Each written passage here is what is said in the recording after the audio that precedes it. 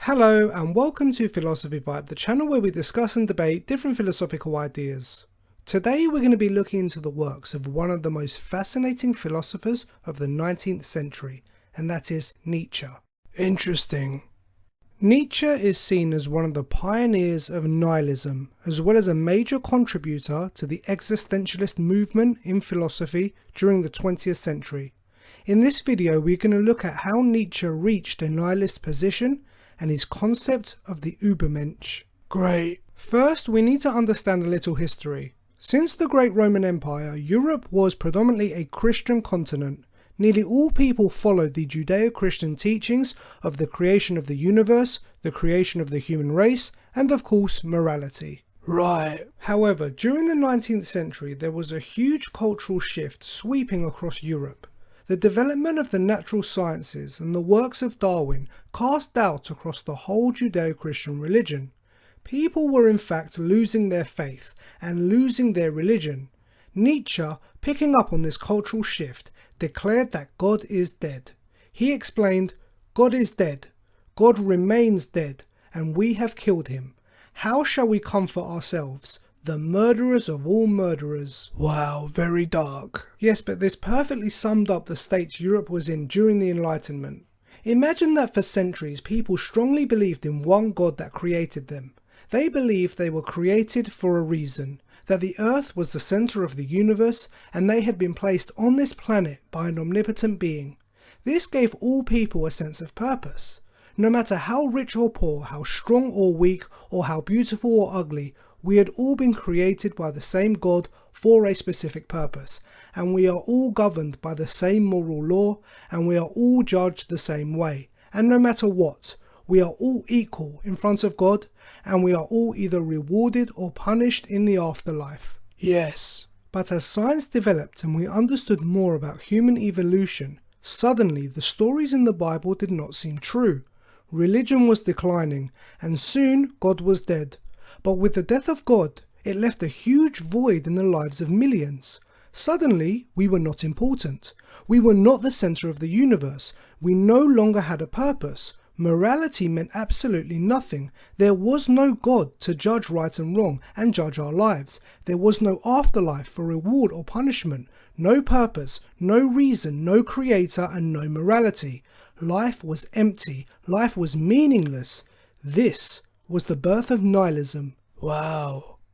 Now this is a lot to take on. Morality is now pointless. Values are meaningless. Everything we have valued means nothing. Truth, honesty, loyalty, all these things no longer mean anything. They are no longer virtues. So where does Nietzsche go from here? Well, Nietzsche agreed that with the death of God, this void would inevitably lead to nihilism. However, he believed there was a way to fill this void and bring some sort of purpose or meaning back to life. Nihilism was not the end result, but humanity had something to strive for. What was that? In his book Thus Spoke Zarathustra, Nietzsche raised the concept of the Ubermensch. Okay, what does that mean? The literal translation of the Ubermensch is the Superman, or some might refer to it as the Overman. Now that God is dead and we realize we're all alone in the universe, we need something to take the role of God. So Nietzsche thought this was up to mankind.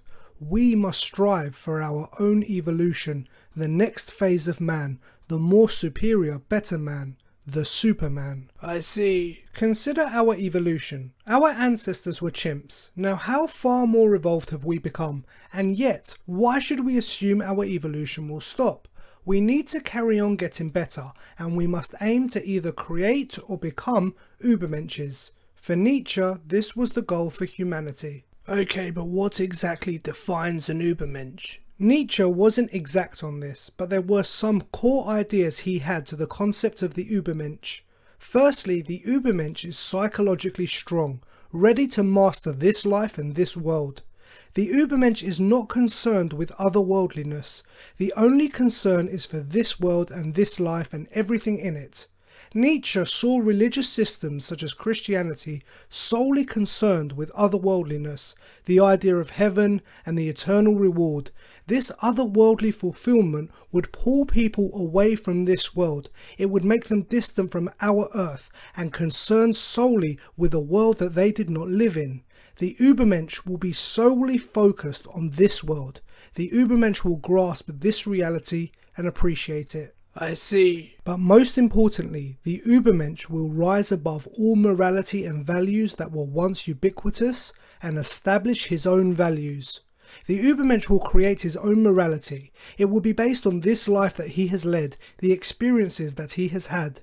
The Ubermensch will not be controlled by a herd mentality, following the morality of the masses because they have been told what is right and wrong.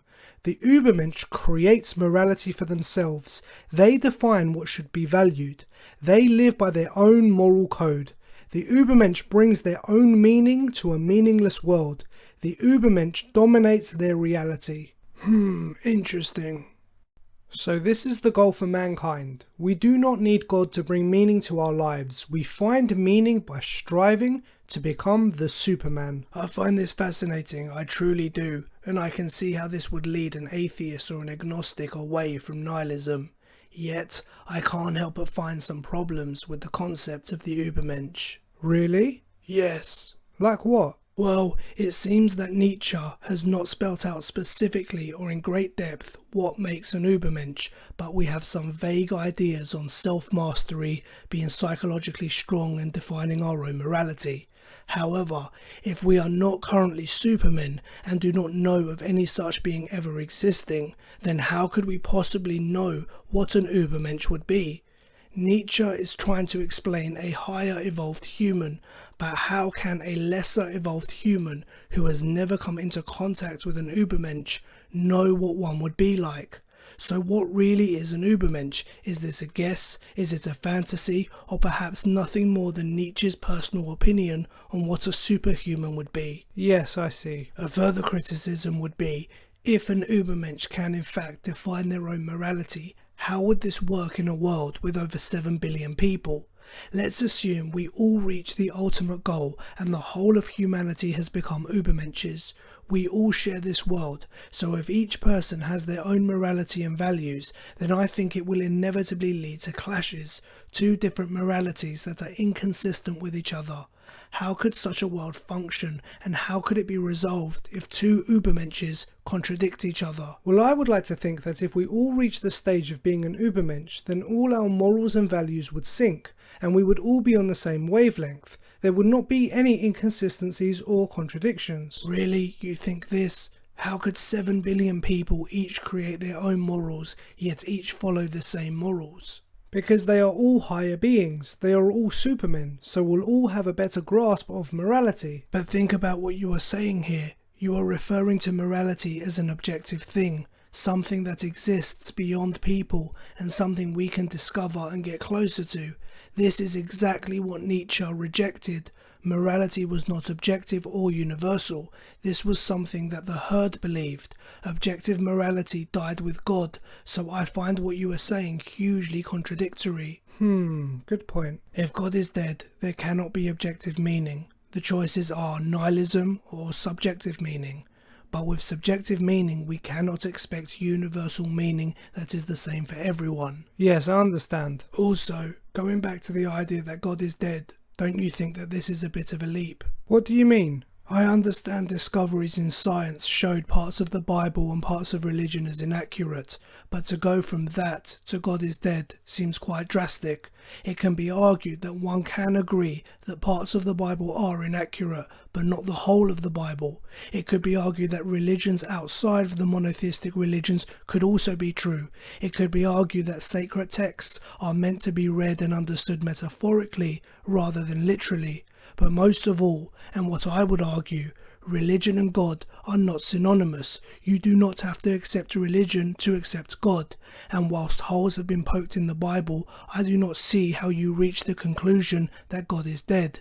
The concept of God is greater than any religion. You can disregard religion but still keep hold of a belief in God. So just because science has developed, it does not mean that God is dead. Good point. Well, that's all the time we have for now. Thank you for watching. We hope you enjoyed the vibe. And what do you think? Do you think God is dead?